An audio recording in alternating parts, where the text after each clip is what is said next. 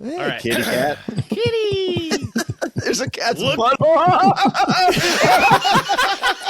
I wanted to name him Donut. I think you see why.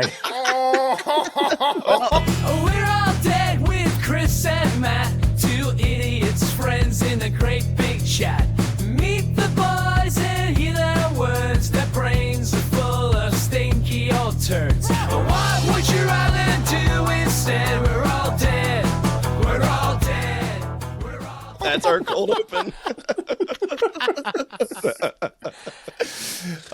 Looking like Lurch when I go to church. Welcome to We're All Dead.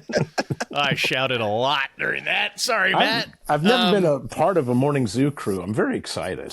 I know, dude. We go, and one of us only does this in Spanish too. So Yeah. you know, Nice. we get Y rowdy. tú también.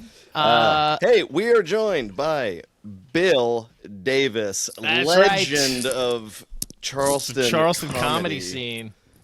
Yeah, And- that's right. If you have done comedy in Charleston or Not all seen legends comedy, are positive. you've probably seen Bill.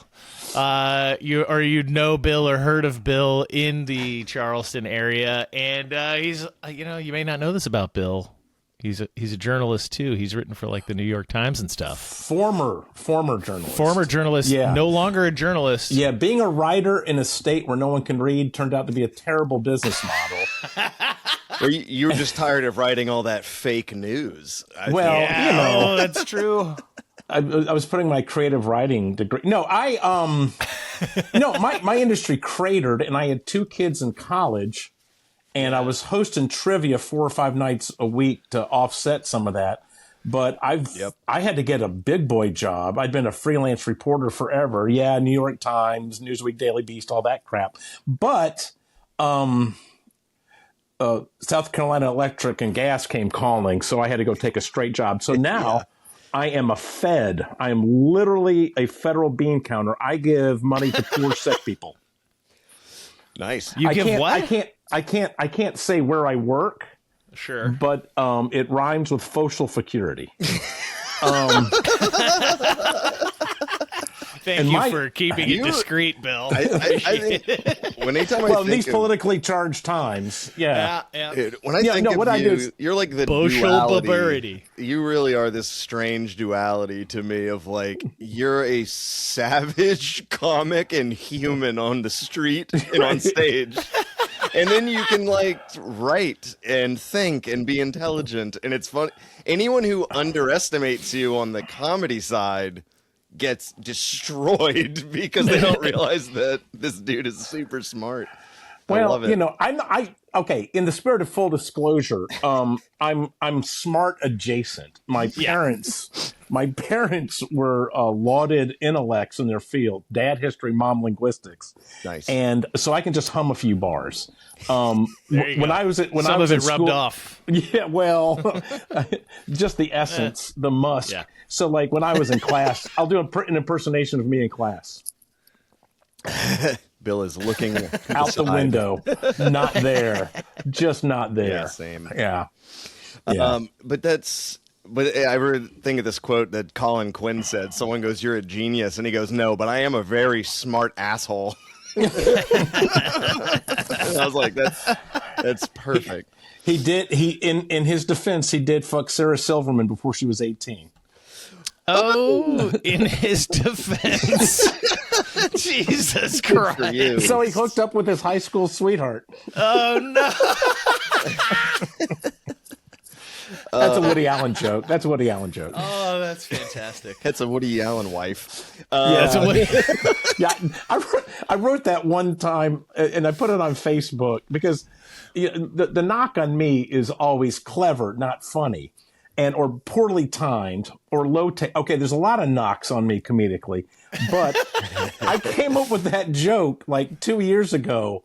20 years after he married his daughter. So I'm just know. like, damn it. damn it. I do that all timing, the- Yeah. timing. I do it all the Yeah, time. it's I'm like not God, having a good comeback in real time, and then you think of it in the Once. stairway. One time I've been on in the moment. I had done stand up at this place called the Horse and Cart or whatever it was, or whatever it Oh, became. yeah. which became Old the school upper joint. deck. Right, exactly. And now is a anyway. So I was up there, and even though I was a good bit older than everybody in the audience, all the goth kids kind of triggered on me because I am kind of dark and unhappy, and they were like. My uncle gets me. And so I had this great set. Who's that dark hurricane? The same silhouette. And I went down into the street, and there's a gentleman, and I think his name's Jeff, and he helps run all the pedicabs. And he's about 6'4", just pure muscle, sweetheart of a guy, great mustache. Got a mustache before it was ironic and cool. He was like, he was like early adopter. And he was like, oh, hey, what's up? And I was in that post I did well buzz. And he said, hey, this is so-and-so. And I'm like, hey, lovely to meet you. And she says, oh, I know who you are. I was like, you used to host trivia where I was a waiter. And I was like, oh, really? And she's like, yeah, I'd rather die than listen to you speak one word into a microphone ever again. And I was just like, oh my God. Damn. I was like, wow. And then, of course, I went to a hack joke. I was like, you sound like my mother or something crappy like that. And she says, no, really, it's just da-da-da-da. And I was like, okay, I'm going to walk off now, but just have a good rest of the night. And my buddy on the pedicab was just, very embarrassed. And she goes, yeah, you would just talk and talk and talk until people laughed. I'm like, well, that's kind of the job description. It's a form of entertainment here. I'm doing trivia night. Maybe this will make it not boring. In the moment, I turned to her and I said, I'm gonna walk off. And she said, yeah, but you stuck around and you took that beating because you're old and fat and I'm young and hot. And I was like, on a socio-psychological level, she had a point. And not to be indelicate, she's one of those young ladies that if you stared at for an hour and found a flaw, you win. I mean, she was just absolutely, just youth was not wasted on her. And I said, well, this is about 20 years ago. And this is how often I'm right in the moment. And I go, well, the difference between comedy and sex. And she said, what? And I said, well, I can't beat the shit out of you and force you to have comedy with me. And like in the moment, Oh my God. in the moment. Now, 20 years ago, understandable. Now, not a good joke. And nope. Well, the point was to make her upset. right, you I were was trying- poking back. Yeah. You'd poke the bear. Yeah. And so I just sat You were trying there. to make her feel like shit, and I would imagine you This achieved gets- that goal. This is where it kind of takes off. This is where it gets funny. And this is where the irony jumps in. And I sat there because I was locked in on her, And then I remembered my buddy Jeff is hooking up with this girl, and he's 6'4" and 20 years younger than me. And I'm like, I'm at my weight, I'm twice the man I used to be and half the man I used to be at the same time. And so this guy would just mop the floor at me. So I'm just like, he looks at me. Approval, please? And he looks at her, and he looks back at me, and he squints, and he goes, solid. And I saw him. I saw him a couple of weeks later, and I was like, hey, man, I'm really sorry. Her name was Jordan. That was her name. And I'm going to make the graceful segue from ADD into senility, because it's just going to be me going, what was I talking about? Anyway. And so he says, yeah, man, I wanted to tell you how that night ended. And I was like, yeah, we went back up to the upper deck, and she got drunk and fell down the back steps and cracked open her head. So I had to take her to the emergency room. And then I took her home, and later that morning we broke up because I don't want to be with someone who talks to anyone, much less one of my friends like that. Wow. And I was like, cool. And I thought, did you have sex with her first? And he was like, oh, yeah. Of course. So sometimes the universe It was just only hands you breakup stuff. sex to him because she Right, had no yeah, idea what she was didn't know. coming. She didn't know She yet. didn't.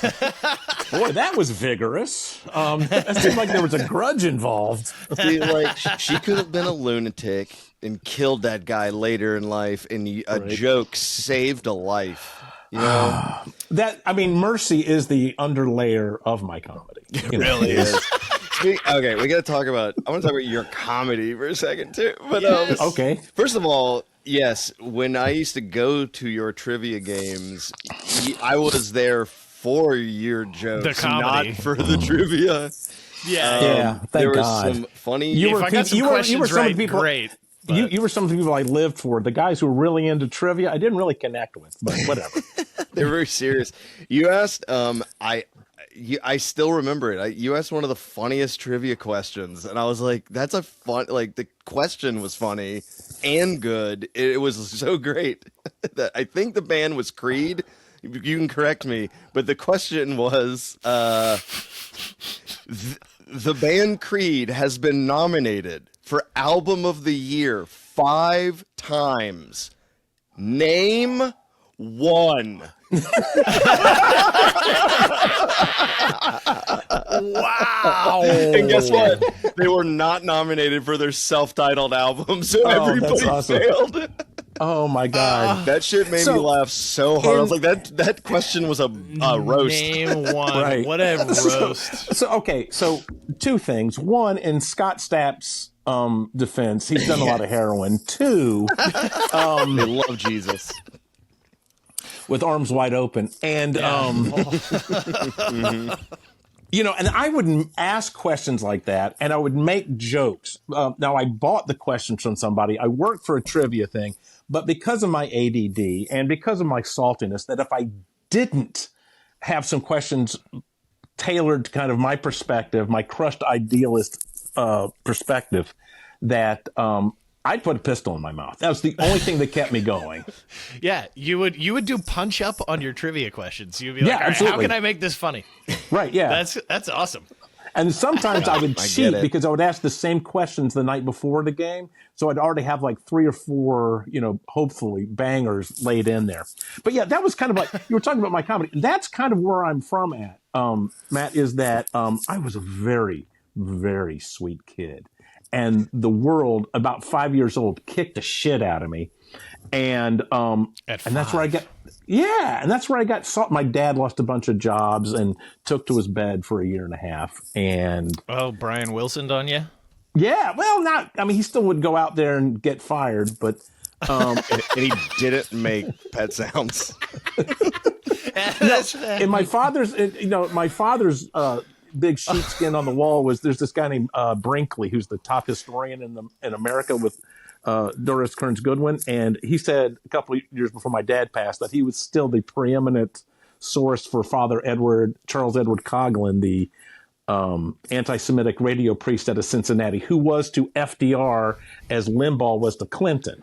This is the guy that laid the rhetorical basis for for Limbaugh and all these shitheads and the Tucker Carlsons and all that stuff. And so Dad wrote this, and it was his dissertation. If you want to see it, it's 607 pages. I've got it in the other room. Jesus. And I do want to see it. Can you grab it real quick? Yeah, sure. No, I'm just kidding. Radio Priest is the name of it. Anyway. Okay. And I had that printed up and gave to my dad before he lost the plot with Alzheimer's. Anyway, but he had written a significant tome, and he knew it. So he had taken the position of, well, I don't need to really write articles or books anymore. And there's this thing in the academy called publish or perish. Yeah. No And so kidding. my dad perished, and so he went into public service and worked in county mental health in Charlotte, and he was an advocate for the mentally challenged, or as we called them back in the day, the retarded, and the R word. That was the polite term, by the way. So when someone my age uses it, don't bust their chops. They're being polite. It was changed to that. Right? as a Yeah. medical You don't term. want to know what was before. Right. You know. I mean, before it was just like, well, he's an idiot. That Yeah, motherfucker, it's that idiots motherfucker's and draped up. morons God and- damn. Anyway, but yeah, so I kind of paralleled my dad. I went from, he was educating people, and I was and I was informing people, and then his career path, he cratered himself, and so he went into public service. My industry as a reporter, and I won some awards. As a political reporter and as just a straight reporter, that whole industry cratered. So I went into public service. So that's full circle there. That's the story of Bill Yeah, Davis. yes. Circle of life. So that's where my saltiness comes from, is that, and I'm calling it saltiness because I don't want to own how caustic I can be. By the way, can I talk about a caustic? Well, there was a picture you posted or sent around a while ago, and it seemed to be you informing an umpire at a Little League game how to eat a corn dog. Yes. Yeah, right. Exactly. It was called How to Get Kicked Out of a Youth Baseball Field. Oh, And I'm hanging over the fence and I'm like, ah. Yeah, he's demonstrating how to eat an entire hot dog at once. Okay. So to an umpire. So my son, to his credit, my father's physical ability skipped right over me and landed firmly on him. And he was eventually a Major League Baseball prospect. He got scouted. It didn't go well. He didn't go anywhere, but at least he got a Really? look. That's cool. Yeah, you gotta look. That's Cowbone D. Many baseball players do not get even there. So Well, and you know who ruined his chances was me, because he was slow. And that was my genetic contribution. Everything else he got from his mom. You've never seen a hitter turn more triples into doubles. He's not a fast guy. And neither was Babe Ruth. What are you gonna do? No. But gotta knock him out of the park. you could eat a hot dog. So full circle. And so I didn't fit in with traditional baseball family structures. You know, I had all my teeth. My wife went to graduate school and was from Chicago and was Catholic, and and I come from a deeply educated background, though I wasn't. I got kicked out of school in California, and I passed on a graduate school spot at a very nice school. Anyway, Wait. Why did you get kicked out of school? Just I got kicked out before I got in. okay. I was out there in San Francisco going to a couple community colleges trying to get my grades to match my scores. And I was living in the house of the head of the linguistics department at Stanford. And his wife was my mom's college roommate and just beat her for something for this big fancy academic award called the MacArthur. And the Genius Grant. Yeah, so mom was a finalist, which means first loser. And this lady beat her with her discussion of semiotics and the changes of language usage in a small southern South Carolina town. I digress. Wow. Shirley Bryce Heath. Anyway, and they went off to go give a paper at Georgetown, and I tried to hook up with this girl, and she turned me down. And I got drunk, which was a pattern for me. And I got so drunk that I stole their car and wrecked it in a blackout on a yet-to-be-completed Foothills Expressway in my underwear 3 weeks before my 18th birthday. Oh, Oopsie. no. Fumbling at the 1 yard line. So I can always say, they always say Northern California is so liberal. Really? They arrested me. They could have said, write me a poem. I'm like, cool. That's a liberal people reason. Talk about liberal California, like Sons of Anarchy isn't there. But a guy from Charleston, a buddy of mine, Jeff Howard, was on that show. He was the crooked FBI guy. Really? He still lists me and Kevin Kalinske as his improv instructors. He came and did improv with us twice. And I'm just like, oh, cool. Put that on the IMDb page. Sweet. Yeah, from an actor's perspective, whatever fills out the resume, all you have to do is fill one page. Do you remember Big Fat from Workaholics? When they he was a cousin, and they got him to work at their company. So that I'm assuming that's his character name and not his real name. No, that's the character name. But he was on Workaholics. He was a recurring character. Anyway, guy from Charleston. Oh, sweet. Is that the same guy or? Yeah, same guy. Yeah. My favorite celeb here is Citizen Kane's granddaughter. What? Patty Hearst lives downtown. Oh, did you know that? I had no idea. That would be a story I would collect. Do tell. Yes, so where I do photo shoots all the time for catalogs and stuff, it's across the street from her house, and I see Patty Hearst with a big old hat on, walking her 2 little dogs around. Like Patty Hearst, Yeah. like SLA, Like, yes, Symbionese Kim- Liberation Army. If you look up Stockholm Syndrome, she is the first example. I would totally hit that. Yeah, so she's just chilling downtown in her like little place. God damn. Yeah, I ran into it. My buddy and I talked to her one day before I knew who she was. We had a conversation with her, and then she walked away. And my friend was like, "That's Patty Hearst." I was like, "Holy shit!" I'm glad you didn't realize versus you didn't know her. Okay, that's a different thing. Yeah, at the time I didn't know. Have you noticed that with this lighting that I look like I'm dyeing my hair, but not my beard? Yep. Nice. Yeah, it's the same. I'll be honest. Clooney? See, drink your espresso and shut the fuck up. All right. Can we? I want to talk about. Do you remember? I think this show. This is way back. So let's talk about stand up. When we were doing stand up open mics and just stand up shows at the shittiest places possible, like Applebee's or whatever. Those kind of shows. You'll have a fun day Sunday at Fridays. Fridays. I think Yes, it's Fridays. TGI Fridays. Yeah, it was. We did that TGI. one Yeah, time. That's an infamous story that we tell each other. Yeah. About you, I Bill. want to hear this story from your point of view. Yeah. Okay, so the guy that ran Fridays, called TGI Fridays, the one in Mount Pleasant's long gone now, said, "Hey, we want to do stand up and boost our crowd on a Sunday night." They And I demolished said, "Well, it after this show, by the way. Oh, Sunday yeah. nights No, and no. Fridays. No, like everyone else was like the picador, but I came in there and just killed the feast. And Slew it. and so this is bad. This is great. It's This is perfect. great. This is Perfect bad. This is fodder great. for the pod. So we went over there and I set it up because I had a PA. We didn't have a lamp. We didn't have any lights, so I just got one of those like clip-on garage lamps that you work on your carburetor in the 70s. And put it at the- A walk light. right up here, so our nostrils were all enormous. It was perfect.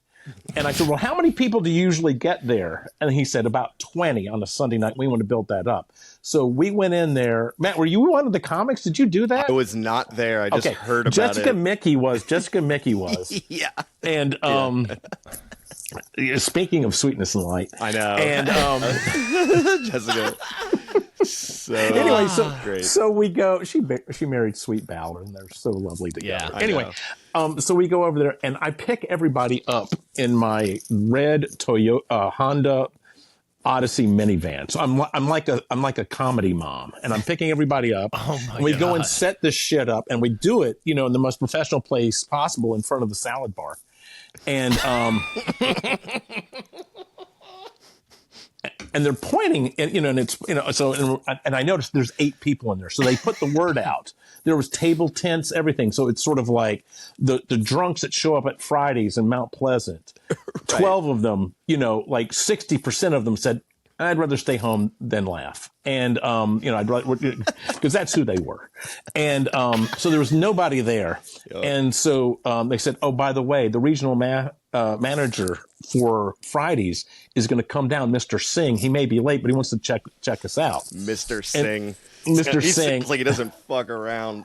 Right. So I'm going to make sure. So I haven't met this guy, and so I'm telling everybody, "Hey, let's keep it PG or G," because this guy. And so we get up there, and these 8 people are in the audience, and it is going badly. It's soon down to 6, and then 4. And I think one of the 4 couldn't leave because he was too drunk to walk. And so I get up there, and and the manager reminds me, "Hey, look, no cussing. I know we said but no cuss words." I'm like, "Yeah, absolutely." So I'm the headliner, of course. And so I go up last, and I go up there, and I just realize, and I'm supposed to do like 20 minutes. And I realize what an absolute shonda, what a complete collapse this thing is, that we're not going to get asked back. And so I just take my harshest, weirdest material and I don't pause for what is normally, and I'm just like, it's Yeah. just percussive. I'm like, You're not waiting around for any reaction. You're at the point know, of no and I- return and just ran in with your Yeah. machine gun. Right. So And you, just- you and so decided one to of the- start firebombing. one of the jokes I would tell was this: was my wife. What a good-looking audience. Half of you I would describe as sexy, hot, smoking. The other half of you I would describe as women. But instead of waiting for the laugh, I just plowed on, and I was just like, and my wife, she hates that joke, but she's Catholic. She's not going anywhere, and I'm not telling any secrets. And she said, "Hey, I want to have kids." And I'm like, "Well, I'm not going to put my penis in your vagina unless it was packed with feces." Now, this is early on. I'm pretty rough at this point. And I feel this energy behind me to the left by the front door on the other side of the salad bar. And I turn and I look, and there's a very angry Indian man with a tie on. And I realize Mr. Singh's last name ends in an H. Yeah.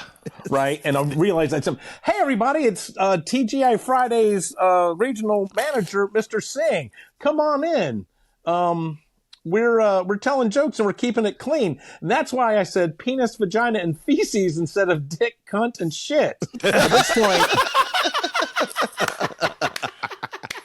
at which point I turned to this morbidly obese woman, and I have no finger to point. I've got like a chubby, King Charles finger to point. And I look at her and I say, "Hey, enjoy those potato skins. That sour cream was made with love." And I go, "Gotta. And I said to Sing again. No. Again, That's really I didn't use any crossing cuss the line. words, and so we packed up everything. And I said, "Guys, we're not even gonna wait around." We just got in the van. Jessica Mickey was just like, Oh fuck. as we're, now here's the punchline. Mr. Singh, how much money did we make? Here's the punchline. They still paid us the $300. Hell yeah. Wow. Yeah, we got the $300. That's a corporation for you.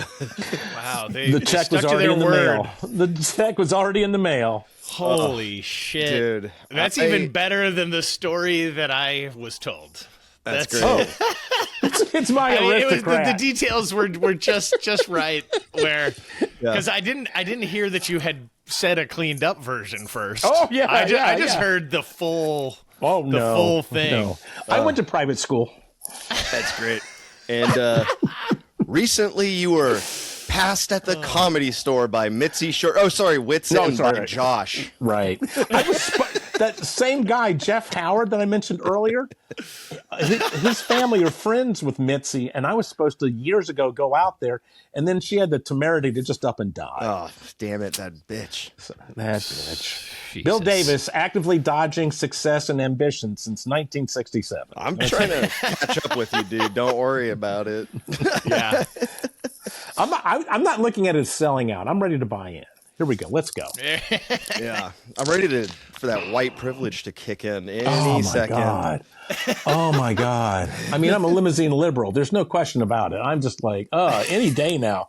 I am glad after, getting put in jail out in California that, to borrow from Martin Luther King and to show my idealist background is that thankfully for me, being white means it's not a competition of content of character. It really is about melanin. Otherwise, oh my God, imagine how much shit I'd be in by now. If you looked like Denzel. Oh, my mom, by the way, huge crush on Denzel Washington. According to my mother, his middle name is Denzel Washington. My mom, since my dad has passed, is very clear about her preference for the darker meats. Nice. And wow. That's awesome. so years ago, she said, "Hey, let's go to New York and see August Wilson's Fences. It's starring Denzel Washington." Even like conversation. This is the same woman who was up for the MacArthur, but didn't know how to work HBO on demand and bought Magic Mike XL 7 times. That's the thing with Wow. geniuses. Yeah. Dude. You're a genius in a very specific specialty.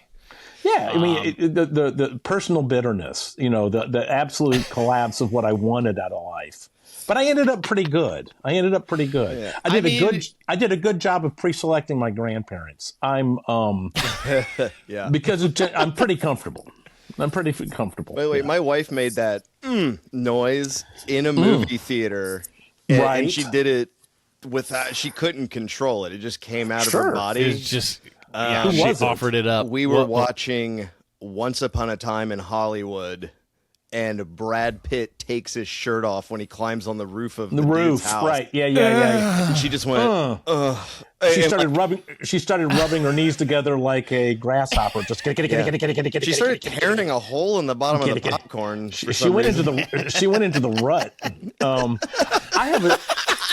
I have a joke that I've been telling for a while is that because I'm older, I turned 60 next year, and now I turned 59 in July, but I still turned 60 next year, so it's more dramatic to say. And last week, here's the joke. Last week I got in trouble with my wife because I said to her, I don't think Brad Pitt's all that handsome anymore. And you know what she said? Don't stop. Oh, wait a minute. Oh, fuck. I can't even do my own bits anymore.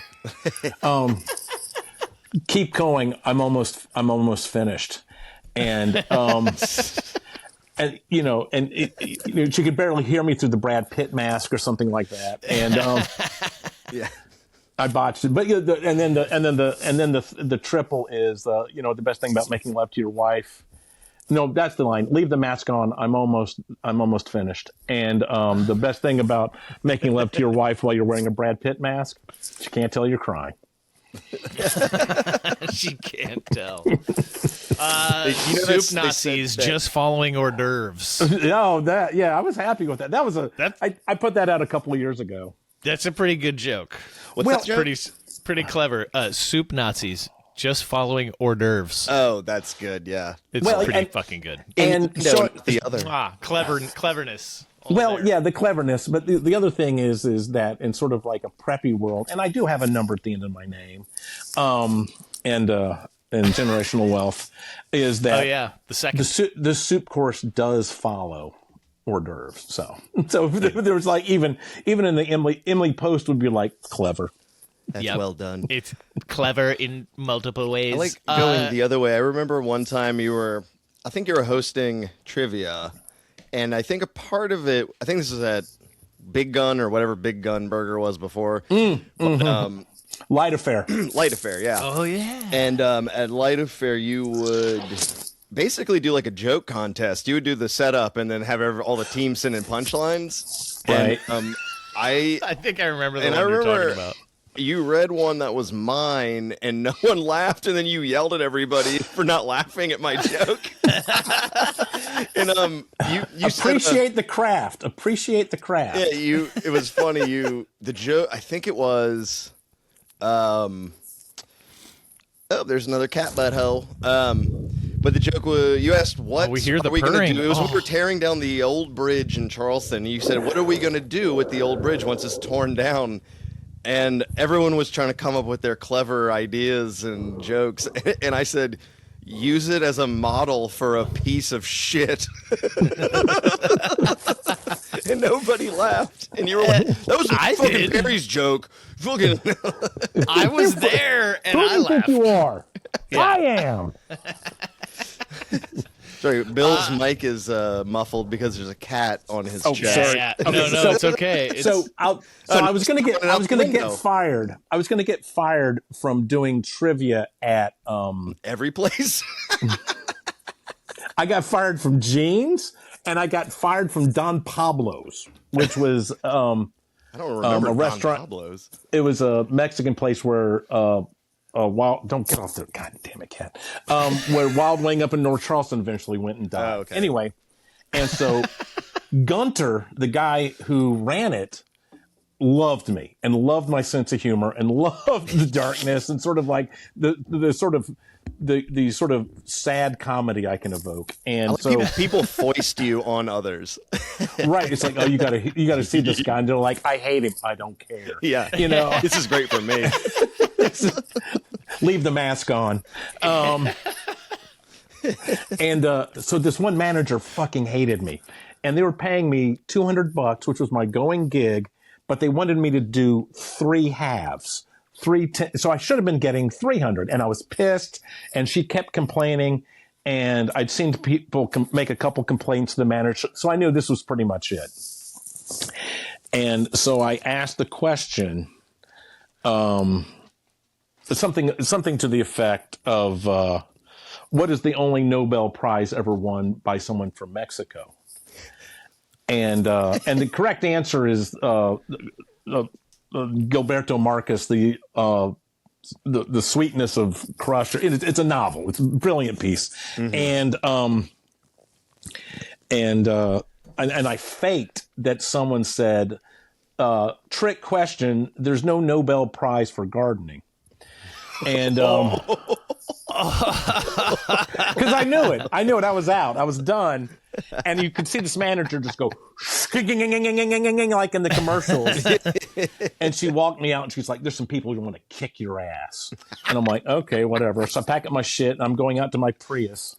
And I get out there and there's all these really short guys with black hair standing next to their trucks, pissed.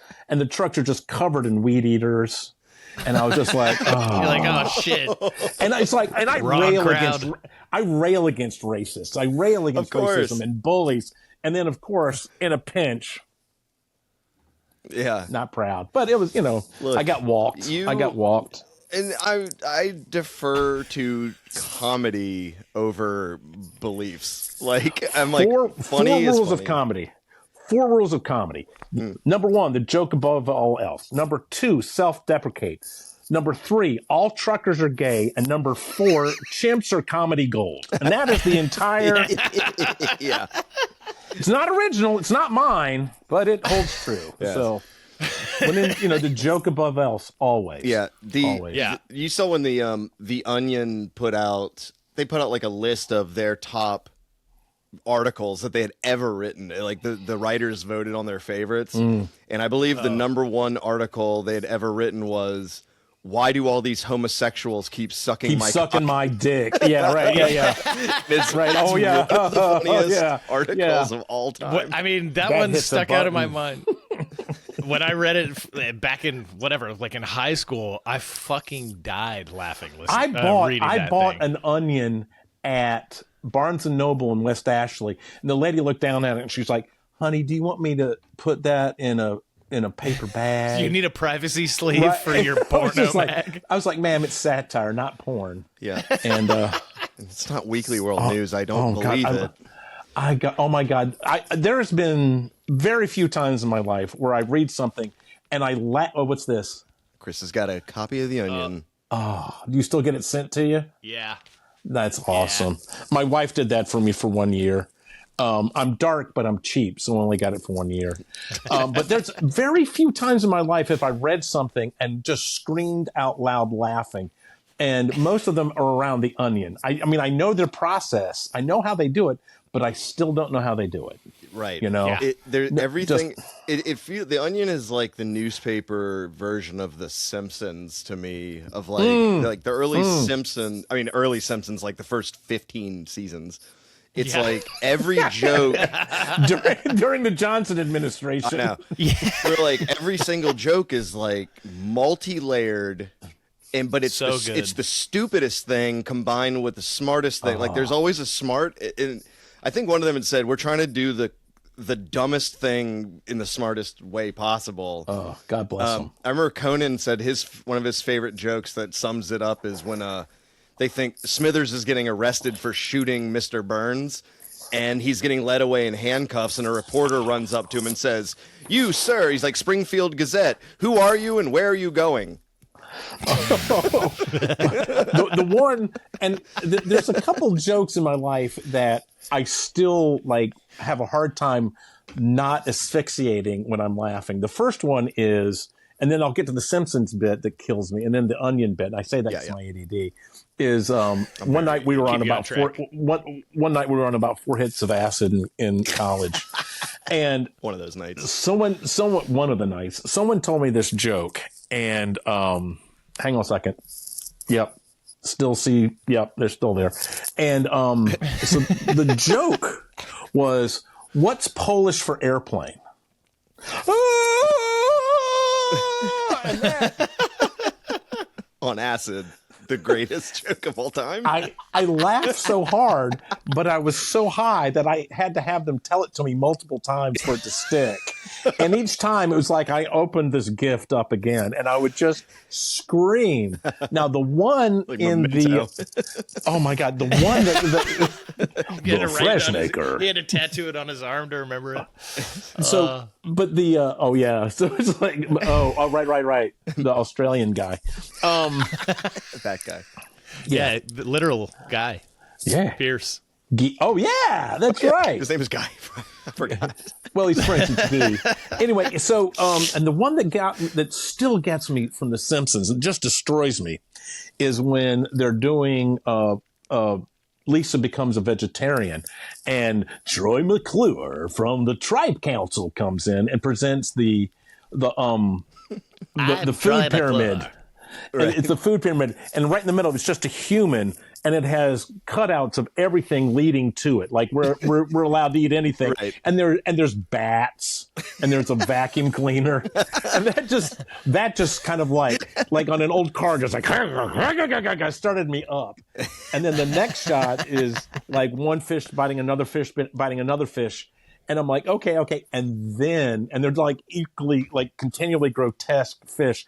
And then finally, the one that just gets me is a mountain gorilla leaning out in a tree to grab a banana Yes. off a branch. And a shark comes up from the river. Yeah. The nature's order. Completely out of That's nowhere. the nature's order. Just Sharks so, eat gorillas. So dumb. I'm like, I would like to think that like the quietest writer in the room went, "Hey, yeah. what about we have a shark just eat the gorilla?" Brilliant. It'll shock them. Now the one that got me screaming too, because I was a newspaper reporter, so The Onion, a lot of the stuff is inside baseball. Yeah. You know, they're doing jokes with layout. We call it leading in print. And oh my God. So when they announced the war, but they made the font too big, so it just says WA with a dash because it's going to be continued on the next page. War too big. What? Right. So what? Fantastic. So the R would have fit where the dash was, and and the other one was holy fucking shit, we're on the moon. Yeah, that's a great. Holy fucking I repeat, shit. Houston, we are on the fucking moon. Over, and it was just the absolute because Holy shit. as a writer, I absolutely love when something is just perfectly, as they say in French, le mot juste, which is another word my mom taught me. Le mot juste. The right, the format. They don't have fat. Like no, there's not one word shouldn't be there. It's always so good. I remember, God, there was one. It wasn't even an article. It was just one of the little side headlines, and it just said, "New planet discovered 40,000 light years from public's interest." So I was like, it's just. I was like, Yeah. sums up so much. I don't even need an article. You mentioned Conan earlier. Best joke I ever saw on Conan was also the most economical. It was 6 words and got 3 laughs. So they had this nebbish, and again, I'm gonna come off a little bit like a sexist here, but the setup and the payoff, you'll see where he was going with it. He's a guy, and he always had a violin, and he was a writer on The Simpsons, a writer for Saturday Night Live. He's probably done a couple movies since, but his line was, "Battered women." Right, gets the laugh. Sounds delicious. No excuse. 6 words, That's amazing. 3 laughs. And I'm always E.B. White, The Elements of Style. Vigorous writing is concise. Yeah. True. Yeah. The one Onion side headline one that I always remember is Very brief. Very. I'll just do it. Black neighborhood plagued by ask murderer. By ask? Ask murderer. Yeah, because I'm gonna ask you a question. Oh, Yeah. It was like it was so subtle that I was like, what the fuck? Takes a second. And then, yeah. I was So in the I had Onion a- in like whatever 1999 or something. So It was I had a bit that I would do in stand up, and I'm going to be very clear. I found it much easier to get gigs not telling these kind of jokes anymore. But I would like to I had this thing where I would take old regrettable jokes and then recast them. Whereas like there's the old racist joke. What's the difference between an adult black male and a pizza? A pizza will feed a family of 4. And and I think that's horrific. But my version was, what's the difference between a pizza and an adult black man? I'll let one come in the back door. I'll let one into the house. I don't call the cops if I see one of them sitting on my kitchen table. And I won't beat the shit out of my daughter if I find her with a piece of pizza in her mouth. And so You should have gone the other way and said, I don't fuck pizza.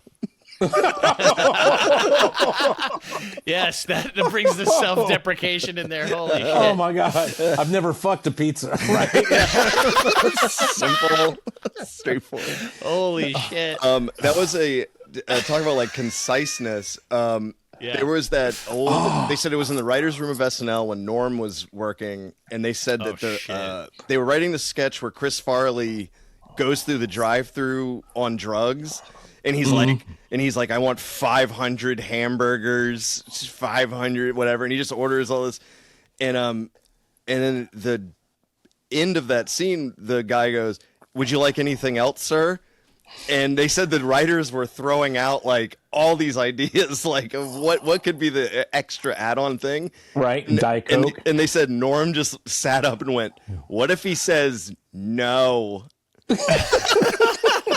It's like, that's so funny. That's so much better. No. Oh, that guy was amazing. Now, there's a guy here in town, Liam Becker, who fixed one of my jokes. So I had this joke for a while where I talked about my family a lot, because much like Ray Romano, no, in no way like Ray Romano.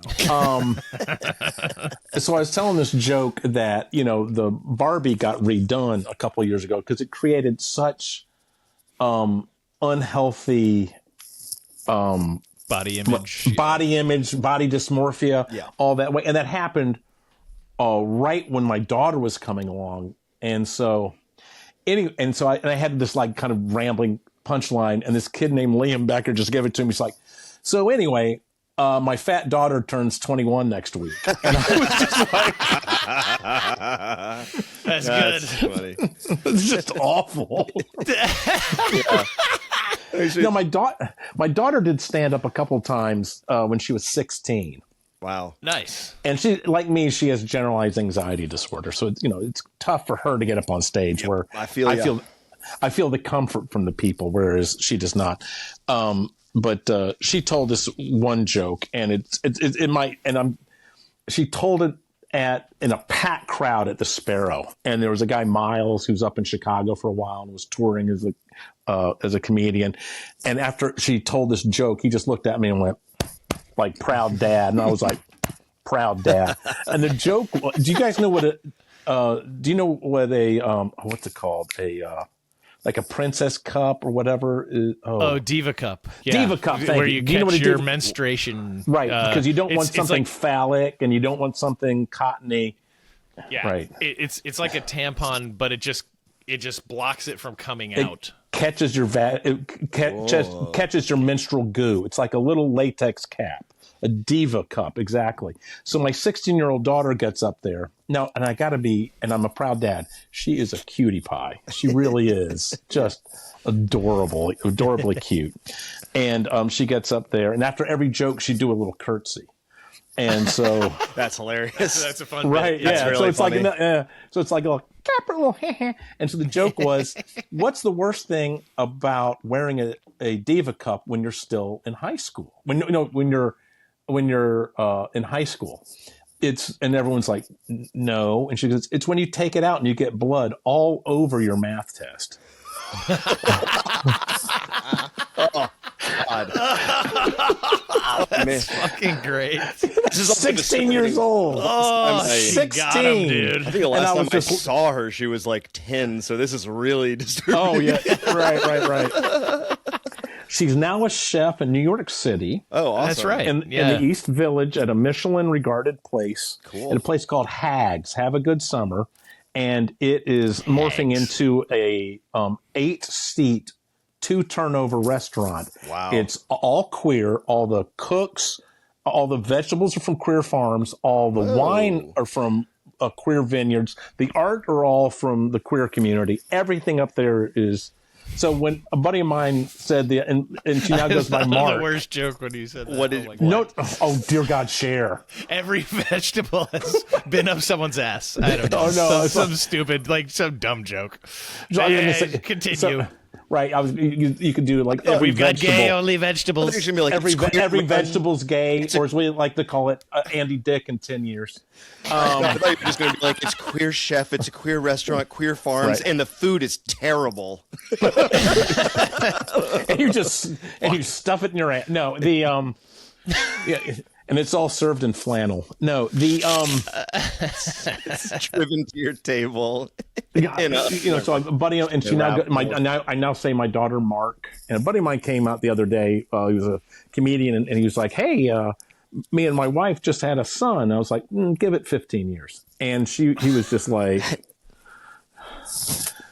"Oh, that fell flat."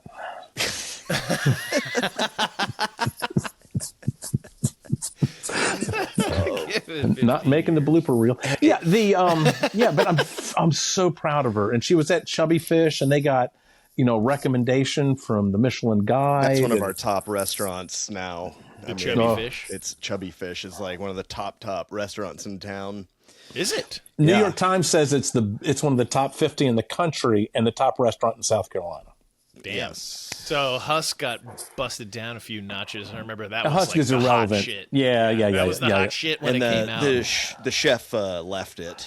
Sean Brock. Sean is no He longer got there. sober and he had to go. Yeah, I was They're there like, your for food his tastes like final- shit now that you're sober, pal. Yeah, he got so sober he moved to Nashville. I had this joke for a while. I was there for his where, final drinking, by the way. as you can tell, as you can probably tell, I'm in recovery and have been for 36 years, and so I walk around in a cloud of spirituality and Yeah, you're like Gandhi. yeah, or as I like to be called Bapu, and so I used to have this joke. It's like I blacked out one time. I woke up in Mount Pleasant, and everyone called me Hootie. And then my daughter was going to school with his daughter, and Yeah. Darius, as it turns Darius out, Rucker. absolutely lovely. Absolutely They're lovely. very lovely, actually. I have shot a couple of Darius Rucker's music videos, and he was have you? nothing but sweet. He was really cool. Really nice guy. I mean, yeah. Um, I can't imagine him being a shitty dude. He's just such and like a and so he seems- articulate, said the racist inside of me. well spoken. Well spoken. Yeah, when we met the first time, we talked about comic books for 45 minutes. So that's what he's up to. He's just There chilling. you go. It was weird. It was weird because there was this thing on VH1 about rock and roll couples where the husband openly cheated on the wife and they stayed together. And that was on VH1. And the next day, his wife, Beth, it was her day, unfortunately, at Buste Academy or K-8 school to be on drive-through where you pick up your kids. So everyone was like, "Hey, Beth, I saw you looked lovely." Oh, shit. It was awful. Yeah, I was at one of the last music videos they were married for. I can tell you who's not the sweetest person. Oh yeah, she was not happy. Well, she could dunk on him. She was 9 feet tall, and she's since moved on from Darius, and I think men. Nice. No, seriously. I think she married an Asian. Like me, she married an Asian lady. My well, my dad. 45 minutes later, you got to eat it again. You can tell Bill's had an Asian wife for a little bit. Oh, that's, wow. All I can't right. even imagine the litany. 45 of minutes jokes later, you've you got. got to eat it again. Oh, my God. Hey, I did a comedy show one time for the Elks Club. I don't know. I just thought you would like this story. Oh, God. Yeah, we performed for the Hat Lady Society and Right? absolutely crushed. They could not have been more fun. It was a really fun sketch show, and they were like, you know who would love this? Our husbands. But it turns out they are trophy wives. And their husbands right. are 20 years older than them Oh, shit. and cannot hear or think anymore. And we Oh, went shit. and did a sketch show at the Elks Club. Now, And we knew it was going to be so shitty that we talked about climbing out of the bathroom window when we were changing. so two doors This is our chance to down, escape. at what is the name of the temple that's right there? The temple 2 doors down. yeah. They brought me in for the Jewish Ladies Auxiliary to do comedy. Mandy Fishbein, whose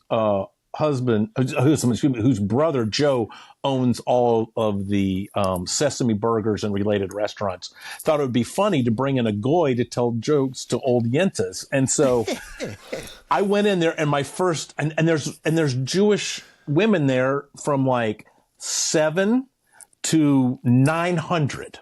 Just very, just very like prunes with legs.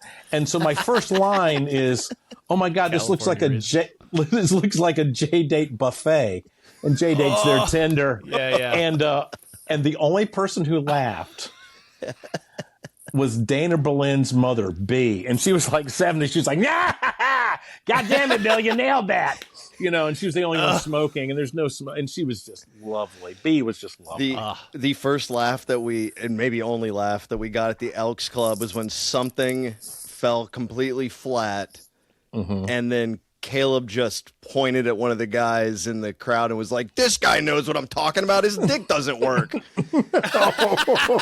Everybody, that's when the guys were like, Ah! Oh my God! Holy shit. Oh my God! Oh my dick doesn't work, and whenever I pee, I keep dribbling. The doctor calls it weeping. I've been there. We had a bit with a boombox that was to music, and nobody could hear it. So we were doing weird things to silence. Okay, so There's a lot of nonsense. So the Have-Nots. So the last time I performed with the Have-Nots. Yeah, I want to ask you your Okay. improv too, real quick. Oh yeah. You doing wanna improv seems funny to me. I don't know why. Well, did you ever hear how my audition went at Second City? No. No. Yeah, I got flown up there. Kligerman had seen me do some shit with the improv festival. And she was like, I want you to come up. So I came up, and I went on stage, and I bombed. In cycling, they call it un jour sans, a day without.